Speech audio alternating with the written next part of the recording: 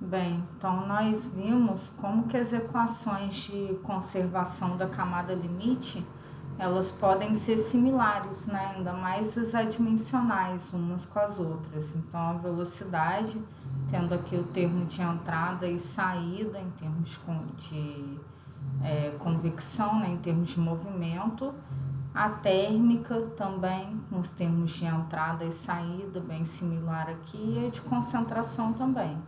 Aqui representando o termo difusivo de cada equação e o termo de geração, dependendo se for considerado ou não. Então, observa que essas equações adimensionalizadas, elas mudam em termos de parâmetros aqui adimensionais, né? Na velocidade, o rearranjo dos parâmetros acaba determinando aqui um parâmetro adimensional de Reynolds. Aqui na térmica aparece o Prandtl e aqui na concentração aparece o Schmidt, além de Reynolds, né, em cada equação aqui. E aí você tem os parâmetros de similaridade, então Reynolds em todas elas aparecendo, Prandtl na térmica, aqui que a gente viu que é a difusividade de momento sobre a difusividade térmica, e o Schmidt, que é a difusividade de momento e a difusividade de concentração. Ok, então esses são os parâmetros de similaridade, né? Reynolds, Prandtl e Schmidt. Qual que é a relevância disso? A relevância é que essas equações elas se tornam intercambiáveis. Então, por exemplo, se você tiver um determinado experimento em transferência de calor e que é dado sobre transferência de massa, dependendo da situação, né, se todos os seus parâmetros aqui em que a temperatura dimensional é função forem iguais às de concentração, como assim? A mesma posição, o Reynolds, mesmo que variando velocidade ou geometria, de o mesmo ou similar, Schmidt igual ao Prandtl, o gradiente de pressão aqui igual. Então, você tem que as equações de conservação entre transferência de calor e transferência de massa na camada limite são intercambiáveis, e aí você consegue trabalhar com esses parâmetros em relação à transferência de calor, Nusselt, e em relação à transferência de massa, Sherwood. É o caso da analogia entre transferência de calor e massa. Se você trabalhar com essas equações aqui, você encontra essa relação, onde Nusselt está para Prandtl elevado a n, esse n é um fator propriedade do próprio fluido, é igual a Sherwood, que está para Schmidt também elevado a n. Então, essa é a analogia entre transferência de calor e transferência de massa. Se você consegue com que esses parâmetros em que a temperatura dimensional é função são iguais às de concentração, você pode utilizar essa analogia para obter dados de transferência de massa ou de transferência de calor, por exemplo. E temos também a analogia de Reynolds, que relaciona o coeficiente de arrasto, né, em termos de velocidade, e um novo parâmetro adimensional que é chamado de Stanton. Então, da onde surgiu esse Stanton? Esse Stanton também surgiu de um rearranjo de parâmetros, trabalhando com as equações de transferência de massa e também de transferência de calor. Você obtém essa razão aqui, H sobre ρ, né, H coeficiente de transferência de calor convectivo, ρ massa específica, V volume, CP capacidade calorífica, pressão constante. Ou ainda, isso é igual a Nusselt, se você substituir aqui, né, a equação referente a Nusselt sobre Reynolds vezes Prandtl. Qual que é o significado físico de Stanton, né? Você observa que você tem aqui um termo de transferência de calor convectivo sobre um termo de transferência de calor que armazena CP, né, capacidade calorífica, ou seja, é a capacidade, né, entre o fluido transferir calor por convecção ou armazenar. Então, dependendo se você tem essa razão com valor alto, significa que seu fluido transfere calor com facilidade. Se você tem esse valor com um número baixo, né, então significa que o seu fluido tem capacidade de reter o calor. E a mesma analogia é válida para um instanton de massa também, onde você tem um coeficiente convectivo de transferência de massa sobre o volume, ou também Sherwood sobre Reynolds vezes Schmidt, com a mesma analogia física aí do instanton de transferência de calor, só que relacionado para a massa, ok? Bem, então vamos ver esse exercício. Todas essas referências, equações da onde eu estou tirando a tabela, os exercícios são do Incrópera, né, da edição 7, Fundamentos de Transferência de Calor. E aí aqui você tem um exercício aplicativo, tá resolvido no Incrópera. Ele é justamente o que eu falei. Você tem um sólido de uma forma arbitrária, qualquer, que está suspenso em ar atmosférico, com uma corrente livre, com temperatura e velocidade igual a 20 graus Celsius e 100 metros por segundo, respectivamente. Então, tá o esqueminha aqui. E ele possui um comprimento característico de 1 metro. A superfície dele é mantida a 80 graus Celsius. Então, a temperatura da superfície desse sólido está a 80 graus Celsius. Sob essas condições, medidas do fluxo térmico em um determinado ponto x asterisco adimensional qualquer na superfície e da temperatura na camada limite acima desse ponto x, y asterisco, revelam valores de 10 a quarta watts por metro quadrado, 60 graus Celsius. Então, aqui está a camada limite, né? Está passando um ar atmosférico aqui sobre essa superfície. E aqui está a camada limite formada. Bem, em determinado ponto aqui da camada limite foram medidos dados de transferência de calor, onde foi encontrado o fluxo e a temperatura na mesma posição. Posteriormente, uma operação de transferência de massa deve ser efetuada em segundo sólido com a mesma forma, então a geometria é igual, porém com um comprimento característico de 2 metros. Então, aqui eu dobro o comprimento. Em particular, uma fina película de água sobre o sólido deve ser evaporada para o ar atmosférico. Então, aqui está passando o ar também, com concentração de água, né? Então, ele chama concentração de ar aqui na corrente livre de ar igual a 0. E aí, em cima, né, por cima da superfície desse sólido, tem uma fina película de líquido, que deve ser evaporada. Bem, com uma velocidade na corrente livre de 50 metros por segundo. Então, aqui foi reduzida a velocidade, estando o ar e o sólido a uma mesma temperatura de 50 graus Celsius.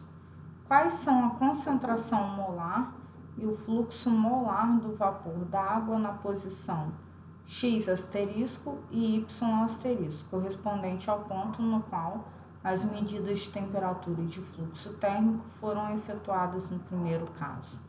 Então, vamos entender como é que a gente resolve esse exercício. Então, analisando o problema, né, ele pede a concentração molar e o fluxo molar.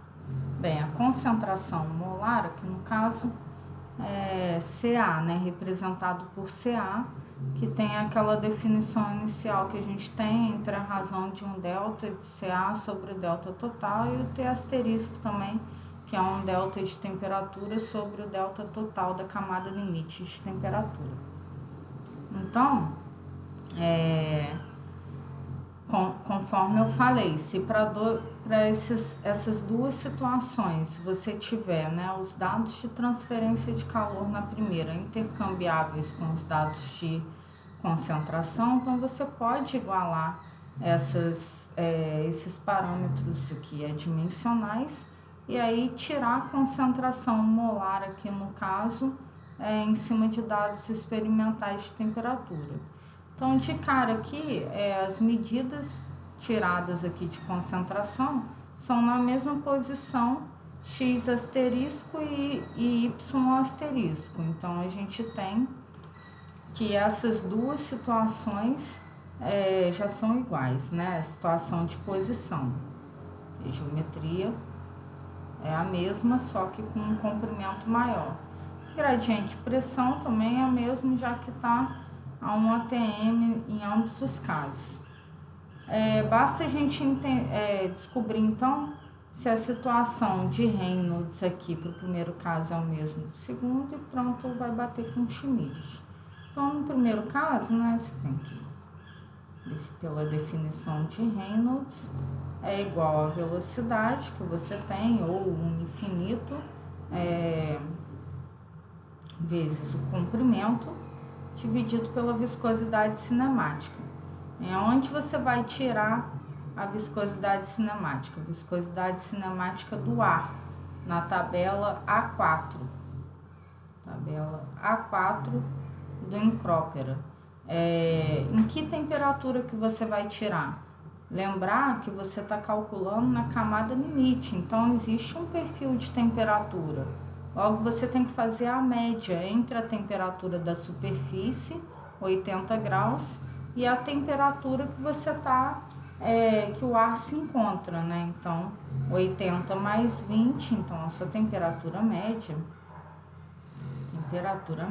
vai ser 80 mais 20, dividido por 2, 50 graus Celsius. Aí você vai lá na tabela A4 e encontra a viscosidade cinemática. Se você não tiver essa temperatura disponível, você interpola e acha o valor da viscosidade cinemática. A velocidade aqui foi de 100 metros por segundo e o comprimento de 1 metro. Bem, então você encontra o Reynolds 1 aqui no caso. E o Reynolds 2, a mesma fórmula, e a temperatura média aqui no caso foi de 50, que está entrando ar, 50 graus Celsius aqui, e né, a temperatura na corrente livre, e a temperatura da superfície 50 graus Celsius também. Então, 50 mais 50, 100, dividido por 2, 50. Então, você tem a mesma temperatura média, logo a mesma viscosidade cinemática. Observe que o comprimento dobrou, mas a velocidade reduziu pela metade em relação ao primeiro. Então, você vai encontrar o mesmo Reynolds na situação 1 é igual ao Reynolds da situação 2. Então, esses dois parâmetros aqui são iguais. E aí, você precisa encontrar o valor de pronto e o valor de Schmidt. Pronto, para o ar, você pode encontrar também na tabela. Na tabela do próprio Encrópera também, você tem o valor de pronto a essa temperatura média. Então, você vai achar também pronto na temperatura média. Para o ar, né, 50 graus Celsius, está em 323 Kelvin lá, que é igual a 0,7. Tabela 4. E o valor de Schmidt é a viscosidade cinemática, que você tem sobre o coeficiente de difusividade da água no ar, no caso, né, de A em B. Então, aqui, coeficiente de difusão de A em B.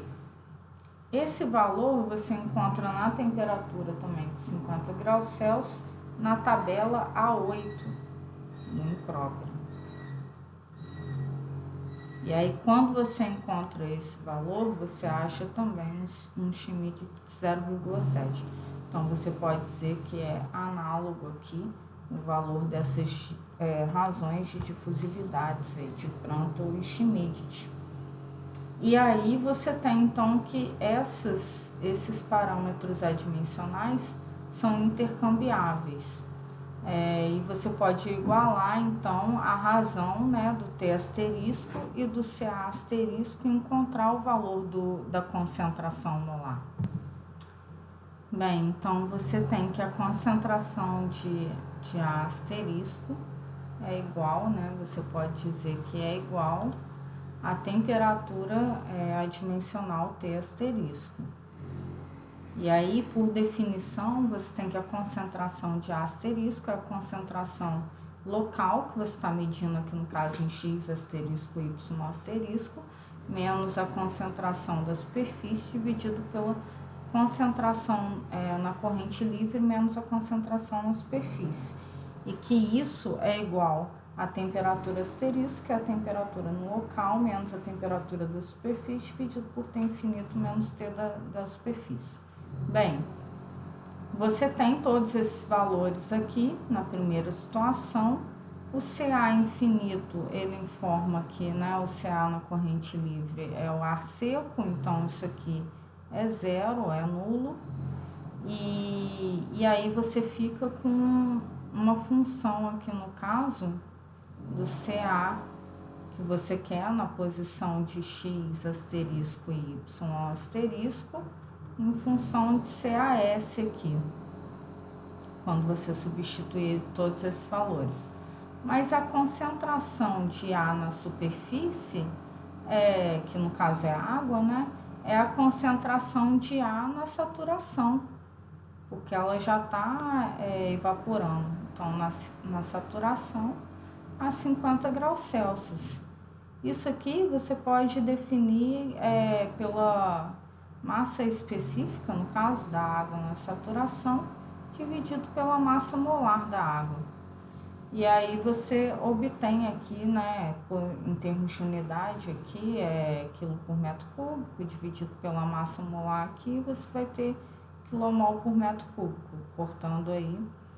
E aí você vai ter o valor de CAS. Quando você tiver o valor de CAS, você substitui aqui nessa equação que você encontrou e acha um valor aí de 0,0046 quilomol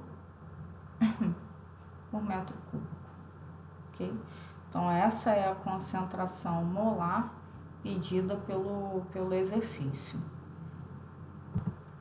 Para encontrar o fluxo molar, você tem que... o fluxo molar, no caso da água nessa posição, vai ser um coeficiente convectivo de transferência de massa vezes a concentração de A na superfície menos a concentração de A no infinito. Como que você encontra esse coeficiente convectivo de transferência de massa? Bem, por analogia dos parâmetros também, né, Nusselt e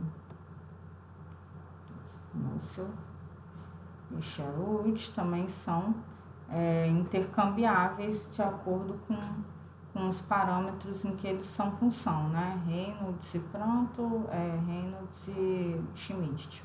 Então, você pode dizer que Nusselt é igual a Sherwood para esse caso. E aí você tem que Nusselt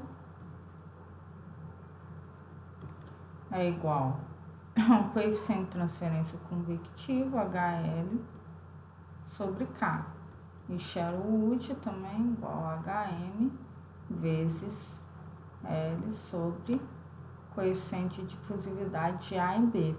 E aí você encontrando, né, o valor de Nusselt, você retira aqui o valor de coeficiente convectivo. Como é que você vai encontrar esse valor de Nusselt? Você precisa do coeficiente convectivo de transferência de calor.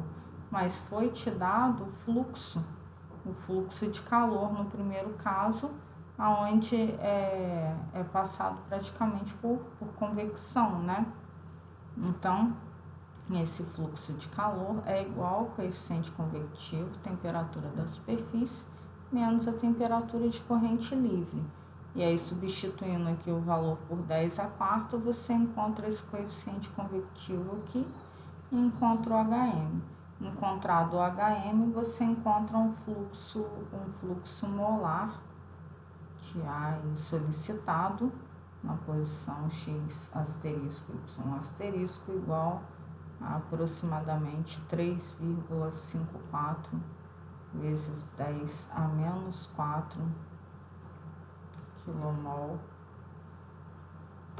por segundo metro quadrado. Ok? Então, esse é um exemplo em que vocês podem ver que, aproveitando-se os dados, né, os parâmetros de transferência de calor, você consegue obter dados de concentração.